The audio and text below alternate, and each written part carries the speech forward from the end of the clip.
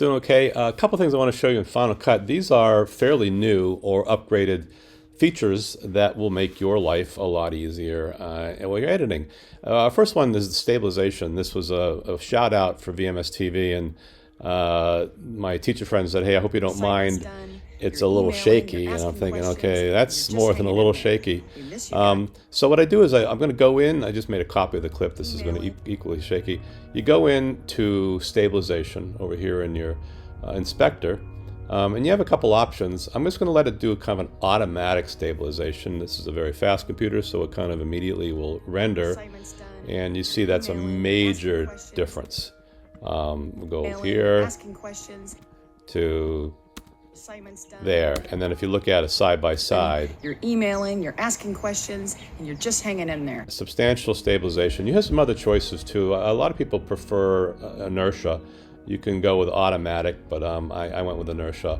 And occasionally you'll get lucky in this thing. Tripod mode will be enabled. That means that Final Cut says, hey, I can even make this more stable. In this case, it said, no, I can only do so much with that footage. Here's another one. This is a little easier to correct. We shot this yesterday with Shaylin.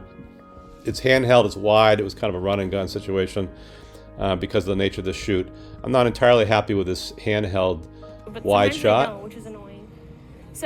But we could probably do a tripod mode on this. So I'm going to click it. Once again, go to stabilization. Yes, tripod mode is enableable. So let's look at the before.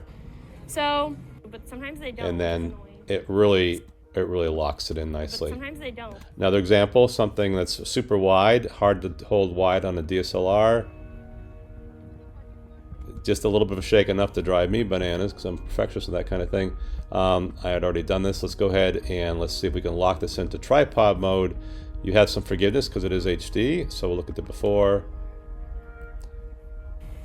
And nice and stable footage, definitely broadcast quality.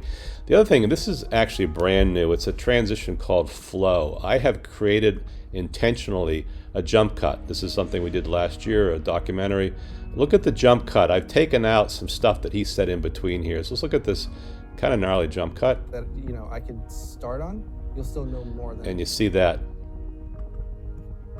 bad jump cut there. Something's clicking and around in the back here. You go to flow, which is in your transitions folder, and you drop that in, and what this will do is it'll morph the pixels between the first and second clip, and let's see how smooth it is without us tweaking it. Not bad.